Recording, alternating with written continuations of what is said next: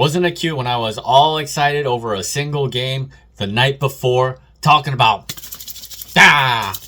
well, yeah, that joy did not last very long. As a matter of fact, it couldn't even last 24 hours before it all fell apart against the Kings. And you know, so many things went wrong, I don't even know where to begin. First and foremost, I'm just gonna say that until further notice, the Warriors are just outmatched by the Kings. As long as Steve Kerr is the coach of this team, they are now overmatched against that team. Dating back to the play-in game from last season, you know, surely you guys remember that game. Yeah, they just have more force when it comes to playing the Warriors. More energy, more force on both ends of the floor, and the Warriors simply just had no answers, playing the typical style that they usually play. I'm going to try to condense this video as much as I can because I literally made the video already and it was like a 25-minute video. But like the Warriors, my recording broke apart somehow in the middle of the edit. The sound system is supposed to go like this, but along the way it just disappeared. So here I am again, having to remake this video. Hopefully it comes through this time.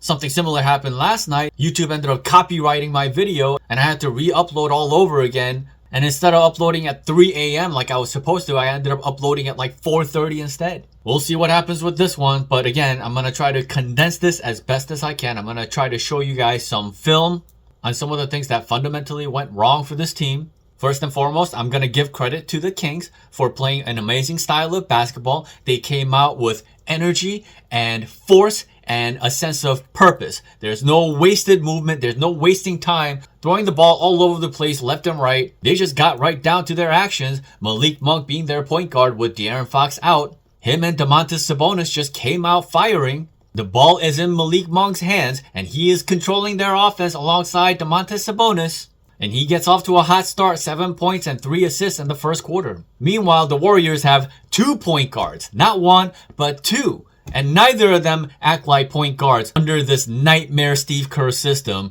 Everything that they were doing the game before, less than 24 hours ago, went away. All the things that gave Dennis Schroeder an advantage. 2 screens up top. Dennis Schroeder gets to decide which guy he wants to use as a screen and take advantage of whatever matchups that he sees. Instead of doing those things, they're back to doing the split actions, having their guards play off the ball all day and night. Steph Curry gets barely 3 shots in the first 9 minutes of the game. And by the way, tonight is the kind of game where these 2 tiny point guards in the backcourt, 6'1" and 6'2", against 2 hyper quick guards in Keon Ellis and Malik Monk. Malik Monk is every bit as fast as Dennis Schroeder and has a lot more athleticism.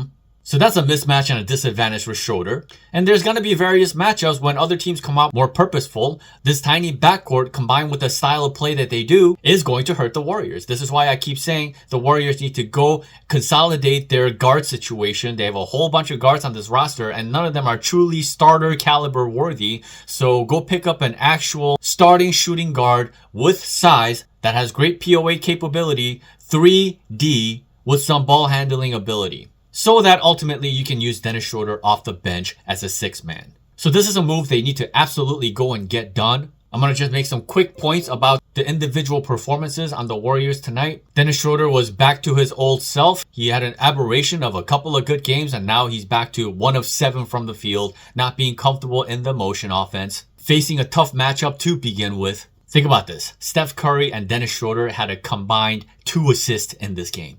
Their point guards are not acting like point guards because Steve Kerr's system doesn't require a point guard to play like a point guard. So even though Dennis Schroeder actually played like a point guard and they spam that high screen action, the Warriors like to call it the 55, it's just 2 screeners up top at the top of the arc. That's it. It's very simple. Simple but powerful. The Warriors displayed that last night and showed basically none of it in this particular game. See, this is the thing. The Warriors don't have time to mess around and screw around with the motion offense and get cute about it and all this. Steph Curry wasting the entire first quarter, not doing a whole lot. If you want the momentum on your side, you gotta hit the other team in the mouth first. And the Warriors simply will never look to do these things. For example, if I was game planning against the Sacramento Kings and just about every single team, I would have Steph Curry be used a copious amount of times, especially if the other team has a powerful big, a center like Domantas Sabonis, who could easily be exposed in high screen actions where you are persistently forcing him to guard Steph Curry out at the top of the arc, make him feel uncomfortable and vulnerable. And there was only really one segment of the game where the Warriors actually did that, and that was in the beginning of the second quarter when Steve Kerr once again decided to bring out a small lineup. Draymond is at the 5, Wiggins is at the 4. And it was successful. Unfortunately, it was Draymond who had the ball the majority of the time. Steph Curry was still playing off the ball and really wasn't commanding the offense. He was just getting open and took some shots and got a little bit of a flurry out of it. But the Warriors are truly in control when Steph Curry is on the ball, not Draymond on the ball. As a matter of fact, the Warriors were on a run and they brought it down to a 4-point game early in that second quarter. But then Draymond proceeded to destroy all momentum. On one particular play, he does his patented fake DHO, spins around, and goes all the way to the rim, only to miss the bunny right at the rim. And then the Kings are out in transition. Next thing you know, they get a 3-point shot out of it. 5-point swing right there. The next possession down. Draymond once again is, I don't know what he's doing. Like, he's the one handling the ball. He's like going like this. And then he throws a laser at Steph Curry. Steph Curry cannot handle the pass. It's a turnover. Once again, the Kings are going down the other way. And Malik Monk ends up hitting another 3. And before you know it, it's back to a 12-point game in the blink of an eye. The lineup was no good to begin with because once again, without failure, Steve Kerr put Andrew Wiggins at the power forward spot. And the Warriors are using a small lineup. They managed to survive it because Steph Curry was going on a flurry, or at least try to. And again, fair play and credit to the Kings. They were just very forceful on the defensive end of the floor. I also think once again, they had some help from the refs. And I don't know what the hell these refs have been on as of late, but they are on some kind of crusade against the Warriors. Even in the first quarter, Steph Curry blatantly gets fouled. Sabonis completely invades his landing space. Should have been a foul for 3 free throws, and Steph Curry is not rewarded as he should be. There's another play where he clearly gets fouled in the back by Keegan Murray on a layup. Should have been and 1. Steph Curry does not get that call. Listen, these are points for the Warriors that are being shaven by the refs. And that just completely changes the complexion and momentum of the game. I think the Warriors had something like 5 illegal screens called on them tonight. And I think one of them was a legit call. Draymond did some nonsense where it wasn't really even a screen. You can take a look at that right here. And that was one of the first illegal screens called. And thereafter, the refs just started calling all kinds of stuff against the Warriors nonstop, while Sabonis is having a field day, setting all kinds and any kinds of screens he wanted for the Kings. And that's pretty unfair, isn't it? When you're talking about 5 turnovers that came from illegal screen calls, I mean, that's 5 possessions. Let's say maximally, if all of those 5 possessions ended up being 3-point shots, well, 3 times 5 is 15 potential points that the Warriors missed out on. And most of that came in the first half of the game. So the Warriors are trying to overcome that at the same time. Now, obviously, they had a very poor first quarter. 36-21 advantage to the Kings, and that's never good, obviously, but that's not insurmountable. However, the game was lost in that second quarter. Once again, as usual, the Warriors elect to go small to tiny. So for the first half, they used Steph Curry and Draymond. 2-man game, essentially. Draymond is at the center spot, and I just think that they need to dead this Draymond at the 5 experiment. He's just not good enough there anymore. Think about Draymond, not a finisher at the rim, doesn't get any easy points in the paint. And then you have Andrew Wiggins at the 4, who's also not a big. You're never going to run a pick and roll with him, for example. He's not just going to roll and get a dunk off a pick and roll with another recovering big in front of him. So after the Warriors lose that momentum in that second quarter off of the Draymond nonsense, Curry elects to bring in Kevon Looney, but Wiggins is still at the 4. And Sabonis is having a field day underneath. He's getting all kinds of and ones, easy buckets. These little guys can do nothing to contain Sabonis. It's not just Kevon Looney guarding Sabonis every time. They are moving guys off of actions, and there are switches. And then it forces a guy like Andrew Wiggins to switch onto Sabonis, and then he's dead. Next thing you know, the Kings go on something like a 25-4 run, man. 25-4 run in that second quarter. And the game ended right there. The Warriors allowed 39 points in the second quarter, going back to these small lineups. Even if the Warriors' bigger lineups are not having great success against the Kings to start the game, if you then decide to go even smaller, well, that's just going to ensure that the Warriors are not even going to have a chance to come back into this game. And that second quarter, once again, proved that to be the case. Meanwhile, the offense that they are running when Dennis Schroeder is on the floor, well, they're not running the action through Dennis Schroeder. They're running the action through Slo-Mo in the split action, and nobody's even moving while that's going on. Your off-ball screener is Moses Moody. A shooter's not going to get super free coming off of Moses Moody, okay? So whatever action that they're trying to run out of the split action just ends up being dead. So whether you try to run that between Kevon Looney or you try to run that with Slo-Mo, neither of those actions are viable against teams that know exactly what you're doing and is playing super forceful defensively. And then you get possessions like this where Kevon Looney ends up being the last resort on offense. Again, what happened to the high screen actions that they were running for Dennis Schroeder all day and night the game before? Disappeared from Steve Kerr's memory, man. Steve just can't help himself but to revert always back to the stupid motion offense. And again, if you're going to run that all day and night, well, the Warriors are going to be limited offensively.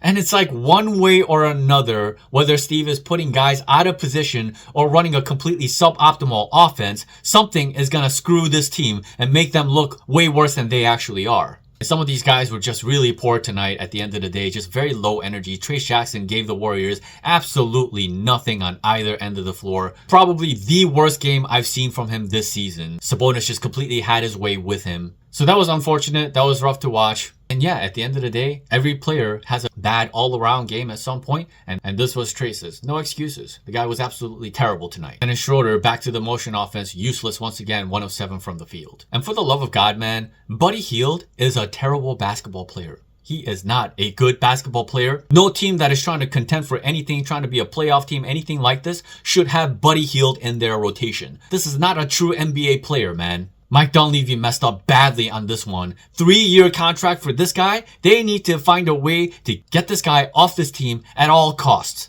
At all costs. You know, I should have trusted my first instinct when they first signed Buddy Hield. And I heard the news that they signed him. And I responded this way. Exactly this way. Because he's a 6'4" guard and you gave Steve Kerr another 6'4" guard toy and now he's using him at the small forward spot next to 2 tiny point guards to formulate the dumbest 3-guard lineup on planet Earth. The Warriors really and desperately need to consolidate their guard situation, and Buddy Hield absolutely needs to be off this team. Pods also needs to be off this team. Somehow, some way or another, they need to consolidate this shooting guard situation, and Buddy Hield, at all costs, need to be off this team. The guy can't even hit wide open 3-point shots if the team is under adversity or is facing major pressure. Yeah, the Buddy Hield cycle is real as F. Get him out of here. You know, even in that late third quarter, when the Warriors could maybe go on a little bit of a run when it was down to a 22-point game. Yeah, down to a 22-point game. And Moses Moody injected some energy and gave them a little bit of momentum. And then the Warriors are going down in transition. They find Buddy Hield in the corner and he misses a wide open 3-point shot. The guy shot once again 1 of 5 from the 3-point line. He has one job to do really well, and he can't even do that on most nights. That's enough. Why is he still even in rotation? Lindy Waters is right there. Lindy Waters has his own issues as well, but he's certainly better than Buddy Hield at this point. But yeah, unless they switch up the offense, unless they stop going to these tiny lineups in these second quarters where all momentum is lost 90% of the time, the cycle of the Warriors being mediocre is just never going to stop. No matter how much potential they showed in the previous game doing completely different things, Steve will just revert back. Steph Curry comes back into the equation instantly. Everything they did the night before are completely gone. Yeah, it's quite sad, isn't it? They had a 2-game winning streak going for the first time since like November 22nd, man. Since like November 22nd, they had a 2-game winning streak then. And they finally had a 2-game winning streak coming into this game. And it just got completely broken up back to square one. Sorry I couldn't bring you guys better news. And at least for one night, I try to be positive, give credit where it's due to Steve Kerr. But he always reverts back. And as long as he's on this team, as long as they are running a bunch of stuff with him at the helm, and even from a systemic standpoint, this team is fundamentally broken. This Warriors organization is run on dumb analytics. They don't have true basketball minds. They don't even have a guy who can properly tell this organization which players belong in which positions, for crying out loud. They're literally stuck on a system and an analytical analysis that tells them their most viable path is small ball and small lineups. All the while they are running the crappiest offense in the NBA. It is what it is. At least we get to enjoy the fact that the Warriors only play 3 times in the coming week rather than 4 games. Sorry your Sunday night had to be ruined like this. Hope you take it easy on your off day on Monday. Thank you so much for tuning in as always. Until next time.